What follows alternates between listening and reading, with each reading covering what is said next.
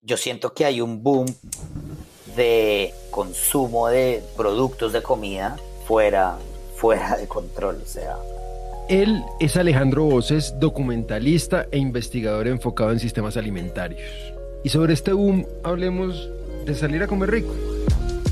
Veamos, por ejemplo, Leo, que es uno de los restaurantes más importantes de Colombia, y en TripAdvisor dice que un menú de degustación está entre 380 y 960 mil pesos.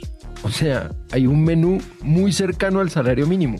O veamos el hecho de que personajes como James Rodríguez, Pipe Bueno, Luisito Comunica y hasta Piqué, o sea, personas que no son cocineros, están montando sus propios restaurantes. O el hecho de que Netflix no solo tenga centenares de series y documentales dedicadas a la comida, que van desde Chef's Table hasta Rapsodia de cerdo coreana, sino que también, y esto me parece muy loco, Netflix haya abierto un Netflix Bite, un restaurante en Los Ángeles donde los chefs que amamos de las series son los que cocinan.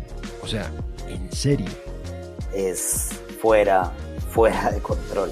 O por lo menos ahí hay algo que vale la pena entender mejor. ¿Por qué salir a comer rico parece ser un gasto libre de culpa? ¿Qué tuvo que pasar para que estemos dispuestos a pagar experiencias en restaurantes cercanas al $500,000 por persona, pero nos duela pagar el recibo de la luz porque subió? ¿Por qué vamos siempre a las mismas tiendas de ropa, pero queremos probar un nuevo restaurante cada 8 días? Y sobre todo, ¿qué dice eso sobre nosotros y nuestra relación con la comida? Bienvenidos a ¿Por qué gastamos?, el podcast de Nu, donde exploramos cómo nos gastamos la plata en el mundo contemporáneo y además aprendemos a gastar sin remordimientos. Yo soy Juan Fernando Sánchez y hoy, restaurantes. ¿Cuánto nos cuestan nuestros antojos? Para empezar, les presentamos a Samuel Dulick, Nubanker. Yo no me compro tenis nuevos todas las semanas. Qué sé yo, no tengo un carro súper elegante, súper costoso ni nada. O sea, yo he tomado unas decisiones pensando en el hecho de que para mí algo que me genera mucha, pero mucha satisfacción es la experiencia de salir a comer, conocer nuevos restaurantes, compartir momentos bonitos con amigos en restaurantes, y lo hacemos a menudo. Para que lleguemos a personas como Samuel, o sea, personas que tienen como prioridad declarada salir a comer, tuvo que pasar mucho tiempo y muchas cosas. Y aquí les pregunto, ¿de dónde vienen los restaurantes? Uno se puede sentir súper tentado a decir que han estado ahí desde siempre, porque la verdad, un restaurante no parece una idea innovadora en la historia. Uno podría decir que desde que hay intercambio, hay gente intercambiando comida preparada servida en una mesa, pero no. El restaurante moderno, o el restaurante tal como lo entendemos hoy, nace después de la Revolución Francesa. Quien habla es Jorge Guitián Castromil. Es historiador del arte, investigador y periodista gastronómico para medios como El País y La Vanguardia. Y en la Revolución Francesa pasan varias cosas. Por un lado, comienza a haber clase media. Hay gente que no es rica, pero que empieza a tener tiempo y dinero para el ocio.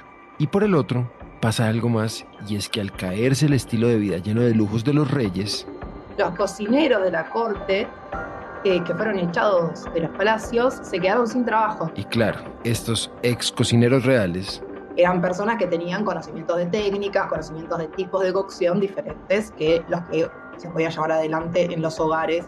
Quien habla es Aldana Borallo, socióloga enfocada en la alimentación e investigadora del Consejo Nacional de Investigaciones Científicas y Técnicas de Argentina. Entonces pusieron lugares donde la gente podía ir a restaurar las energías. Comida caliente, comida que restaura el alma. No tanto como lo vemos hoy en día, como salir a comer, sino gente que está en la calle, que trabaja, que está todo el día trabajando para restaurarse físicamente, restaurar los ánimos, como se decía en ese momento relacionado al comer. Y esto es muy interesante, porque demuestra que en su origen el concepto de restaurante está más asociado al encontrar bienestar, mucho más cercano a lo que hoy buscamos en un spa que al placer. Pero igual, el concepto rápidamente se comenzó a asociar más a la idea de comer por fuera. Entonces las clases altas empiezan a salir a comer como una actividad. Eso va a aparecer el consumo de comida como una experiencia vendible. Aquí es importante que entiendan que en estas primeras versiones de restaurantes, Francia es mega protagonista. La Francia siempre estuvo marcando la guía de los restaurantes. Francia fue durante casi 2 siglos el epicentro mundial de la gastronomía. Y esa gastronomía era en exceso refinada y sofisticada. De hecho, la organización de las cocinas de los restaurantes viene de Francia. Los 1000 cubiertos en la mesa que uno no sabe cómo usar y la idea de que un restaurante tenga carta o menú fijo también. Entonces, esto no me lo van a creer. El primer símbolo importante de resistencia contra este acartonamiento francés es liderado por McDonald's. Cheeseburger! Very good. Here's a cheeseburger for you. You know McDonald's cheeseburgers McDonald's are so delicious, you almost have nace en los 50 y en sus inicios le atribuyeron la democratización de salir a comer. De hecho, en la introducción a la historia de los bares y restaurantes, un libro español que detalla desde una perspectiva histórica todo lo que fue consolidando la idea de los restaurantes, dicen, y acá voy a leer textualmente: McDonald's simbolizaba el sueño americano de la abundancia, del desarrollo tecnológico y permitía llevar la contraria a las comidas familiares burguesas, todos juntos, alrededor de la mesa. O sea, McDonald's no solo es importante por ser el restaurante del mundo que más vende, ojo, en el 2022 McDonald's vendió $24.000 millones y tiene 40.200 restaurantes en 119 países. Pero hay más. The Economics creó el índice Big Mac para medir el poder adquisitivo de las personas en todos los países donde está McDonald's. En otras palabras, saber cuántas hamburguesas tipo Big Mac se puede comprar con un salario mínimo de un país. En Colombia esta hamburguesa cuesta unos 17.000 pesos colombianos. Ahora, McDonald's también es muy importante porque amplió las posibilidades. Imagínense que en una esquina está el típico restaurante francés de mantel. Pues bueno, ahora había otra esquina. Al otro lado estaba McDonald's, que es pura conveniencia, tiempos cortos y bajos precios. Y aquí el punto es que en las décadas que le siguen a McDonald's comienzan a aparecer restaurantes con conceptos cada vez más variados. Como por ejemplo Hard Rock Café, que nace en los 70s y que se asocia a la música. Pero además empieza a tener tiendas como si fueran un parque temático y la gente a coleccionar camisetas de los Hard Rock Café del mundo. Y hablando puntualmente de Colombia, en las décadas del 80 y 90 nacen restaurantes como El Corral, Crepes and Waffles y Frisbee. Y aquí algo brutal. El año pasado, las ventas que tuvieron estos 3 restaurantes llegaron cerca a los 2 billones de pesos. A eso además súmele que llega la televisión, que los chefs empiezan a tener programas y a hacerse famosos. Y entonces esos chefs famosos empezaron a tener restaurantes. Y la gente a ir a gastar a esos restaurantes. Y uno de los primeros fue el Gato Dumas, que comenzó con un programa de televisión en Argentina. Y esto no es nada menor. MasterChef es un programa que se creó en el Reino Unido en 1990, pero su impacto ha sido tan grande que hoy en día ese mismo formato se hace en más de 60 países. En Colombia, este programa es tan enganchador que solo el primer capítulo de MasterChef 2023 en YouTube tiene más de 1 millón de visualizaciones. Y entonces llegamos a los 2000, o sea, llegamos al siglo XXI. A comienzos de siglo también comenzó a pasar algo que es clave, y es que la atención por la comida del mundo creció muchísimo. Piensen esto. O sea, en los 2000, la comida del mundo dejó de ser un fenómeno exclusivo para migrantes. Barrios chinos, es lo mismo en Londres, la comida india, como los tacos, el taco al pastor se creó por los árabes cuando llegaron a México y tenían el kebab y pues eso es el taco al pastor. Y entonces, la otra comida, la que no era francesa, italiana o española, empezó a importarle al mundo.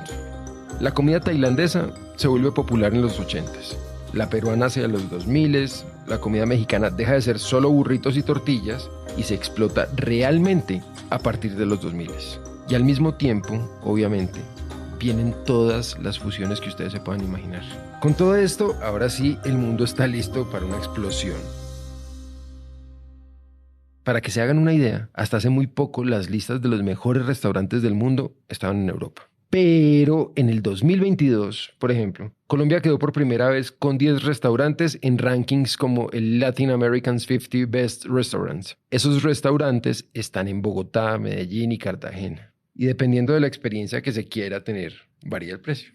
Por ejemplo, en El Chato hay platos desde 60.000 pesos y en XO un menú de degustación puede rondar los 360.000 pesos. El punto acá es que la gastronomía empezó a ser una de las razones por las cuales la gente visita los países. Y esto es algo que hizo muy bien Perú hace rato. Casi que creó una política de comida y agricultura con base a su gastronomía y lo volvió como parte del PIB del país. México también. Y sin ir muy lejos, cuando uno googlea o ve blogs de qué hacer en Bogotá, Andrés Carne de Res, que es como nuestro hard rock criollo, aparece casi como un destino turístico. Andrés vende en merchandising, contrata actores, tiene más de 70 platos y según su fundador, en un mes en la sede de Chía consumen 2.000 kilos de chicharrón y más de 5.000 kilos de carne de res. Y entonces, el hecho de que la comida sea parte fundamental de las experiencias turísticas genera un fenómeno del que se habla hace unos años, que es la foodificación. Y es que esos lugares turísticos llenos de restaurantes aumentan muchísimo los precios para los locales. Solo piénsenlo, los centros gastronómicos de las ciudades del mundo se parecen muchísimo. Exactamente, el mismo restaurante que está en Buenos Aires, que está en Río de Janeiro, o que está en México, y que está en París, y que está en Berlín. Pasó en Nueva York con Brooklyn, después con Bushwick, pasó en Londres con Shoreditch, ahora Hackney. Y eso es lo que ha venido pasando. Pasó con Chapinero, Chapinero Alto, pasó con El Poblado. Pues empieza como a estandarizar un Pinterest de ciudad. Y aquí, dato curioso. De esta foodificación en realidad se habla desde el 98. Cuando la socióloga estadounidense Sharon Sorkin habló de este proceso como domesticación por un capuchino. Cuando los cafés cool empezaron a aparecer y a subir el precio de los barrios o de ciertos barrios en las grandes ciudades de Estados Unidos. Y ya que estamos hablando de café, el medio America Retail hizo un estudio en el 2022 donde encontró que una persona que se gana un salario mínimo en Colombia gasta 38 minutos de trabajo para pagar el precio de un capuchino, que en promedio son 5.000 pesos. Obvio, estos precios dependen de dónde compremos el café. Hoy el boom de los restaurantes es innegable. Según datos publicados por la Asociación de Empresarios de Colombia, en el 2022 el gasto en hospedaje y en ir a comer en restaurantes fue de 56.7 billones de pesos. Ese casi que es el presupuesto del Ministerio de Educación. Y por ejemplo, con la tarjeta de crédito de Nu, en lo que llevamos de este año, se han hecho casi 155.000 transacciones en restaurantes. Esto es imparable. Y ustedes se preguntarán, ¿por qué? Si se fijan, todo lo que les he contado se ha reforzado por una palabra que es la indulgencia. La indulgencia es una palabra que usamos para referirnos a un gustico. Y el diminutivo es clave, porque la magia del gustico es que es algo delicioso, pero chiquito. Es algo que se condensa en un periodo de tiempo corto. Entonces la indulgencia tiene dos características. Primero, ya lo dije, es pequeña. Y por eso está exenta de saciedad. O sea, es raro cansarse de los restaurantes. Y segundo, aunque ya vimos que salir a restaurantes puede ser caro, no es carísimo. Ahora, esta indulgencia tiene un disparador, y es que en época de redes sociales, un restaurante con 3 estrellas ameritaba un viaje solo para ir a comer. Parrilla coreana. El nuevo restaurante de parrilla japonesa que llegó a la ciudad. Y es el proyecto de unos marroquíes que se enamoraron de Colombia. O sea, los restaurantes que debemos visitar son como un álbum que hay que llenar, pero que todos los días le salen nuevas páginas. Yo, muy ñoño, tengo una lista, y más que una lista, es un mapa de Google Maps con diferentes pines, y son restaurantes informales, restaurantes más formales, restaurantes que todavía no conozco, pero un amigo me ha comentado que es un restaurante súper chévere que debo conocer. Si ya conozco el restaurante, me comentaron que tienen un nuevo plato, o una nueva bebida, o un nuevo menú de degustación o algo así que vale la pena probar. Y llegando con esa mentalidad de querer descubrir una nueva experiencia. Y como si no fuera suficiente, salir a comer también dispara el deseo humano de pertenencia. Primero, aceptemos algo, y es que la indulgencia es muy poderosa, pero no es lo único. O sea, salir a comer no solo se trata de mí, también se trata de los demás. Piensen en esto. Ahora pareciera que todos estamos entrenados en valorar la comida. Cómo estaba, qué le faltó, cómo es este taco en comparación con otro. O sea, ya no voy solamente por el placer, sino también porque mi opinión vale. Mi opinión vale con mis compañeros de mesa, vale con mis amigos cuando les recomiendo dónde ir y vale también en redes sociales. De repente mi rol como comensal no es pasivo, es una conversación de la que yo quiero ser parte. Sí, efectivamente me gusta que la gente piense en mí como quizás una fuente de recomendaciones de restaurantes. Lo comparto con todo el mundo y pues qué chévere que la gente reconozca que eso sí es un elemento importante de mi personalidad. Samuel dio en el punto. Como ahora, ¿dónde voy a comer? Es algo público, algo que dejamos ver cuando hablamos de nosotros. Pues eso empieza a construir nuestra identidad. Esto en los últimos años tiene una fuerza que antes no lo tenía. Las identidades estaban armadas en otras cosas. Bueno, principalmente en el trabajo, ¿no? Que es lo que se perdió muy fuertemente a partir de los 70. Pero la identidad te la daba el trabajo, lo que querías era tener una casa, un auto, una familia, y comer era algo más. Hoy en día, la identidad que se arma en torno a la comida y al ir a comer afuera es muy fuerte. Y en los últimos años me parece que es una de las cosas que más marca la identidad. ¿Aspiracional o no? Es interesante ahí para pensarlo en cómo empiezan a aparecer también restaurantes que son en relación a una restricción también. No sé, pienso, hay restaurantes que solo son veganos, restaurantes que solo son vegetarianos, restaurantes que solo son de comida keto, restaurantes que no tienen tal cosa. Como eso, entonces vos ya empezás a armar diferentes grupos en donde se consume comida de tal manera. Entonces se empieza a construir una identidad en relación a lo que consumo y los lugares a los que voy. Salir a comer rico hace mucho rato dejó de ser una necesidad fisiológica. Eso se volvió una de nuestras experiencias favoritas, es una manera en la que nosotros nos relacionamos, conocemos el mundo. Es la mejor forma de poder compartir tiempo de calidad con la gente que amamos. Y sobre todo, pues es que nos define un poco o define un poco nuestra identidad. Salir a comer es algo que no vamos a dejar de hacer. Y por eso es tan importante entender de dónde viene y por qué lo hacemos. Si entendieron eso, desde Nu cumplimos. Y ahora que entendemos, pues pensemos cómo seguir gastando en esto. Por eso, con ustedes, nuestra aliada experta en educación financiera, Karen Suárez. Ay, la comida es uno de los más grandes placeres del mundo. Por eso, disfrutar sin culpa debe ser la regla cuando de finanzas se trata. Aquí te voy a dejar unos tips para que puedas comer rico y no sufras de guayabo financiero. Primero, aprovecha los festivales de gastronomía.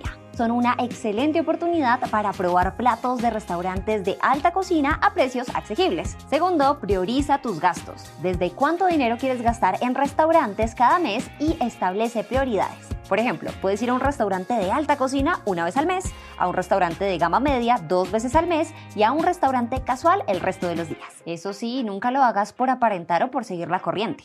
Un restaurante casual puede tener platos del día entre los 16,000 pesos y los 25,000 pesos. Si prefieres llevar comida preparada por ti, esta es una gran opción para ahorrar y más bien guardar esa platica para restaurantes de alta cocina. Siempre aterriza tu presupuesto para que, aparte de la satisfacción de comer rico, no te quede la indigestión de comer con culpa. Tercero, aprovecha las ofertas y los descuentos. Muchos restaurantes ofrecen descuentos especiales. Por ejemplo, hay happy hour en varios días y en momentos específicos. Aquí puedes aprovechar para ahorrar en bebidas y también en aperitivos durante horas. Y por último, aprovecha la tecnología y los nuevos modelos de negocio. Existen aplicaciones, por ejemplo, que te permiten tener descuentos por comida en restaurantes, ya sea porque tienen mucho de ese alimento y necesitan rotarlo, o simplemente porque cuando reservas con mucha antelación y vas a horas valle, o sea, donde el restaurante no está tan lleno, obtienes descuentos. Y bueno, todo sea porque comer rico siga siendo parte de esos placeres que nunca nos falten. Nos escuchamos en el siguiente episodio. La revisión editorial de este episodio fue hecha por el equipo de Nu Colombia. La investigación, concepto y desarrollo estuvo a cargo de Araceli López y Juan Pablo Ramírez. El fact-checking fue desarrollado por Juan Francisco Molina. La musicalización fue de Santiago Bernal y Juan Diego Bernal. El diseño gráfico fue de Manuela Valencia y el diseño audiovisual por John Rivera. El soporte para la grabación fue de Sebastián Parrado, Juan David Cruz y Luis Romero, todos de Naranja Media. El soundtrack del show es La vida está rara de Duplat featuring Lika Nova, de M3 Records, Undisclosed Publishing y Warner Chappell Music.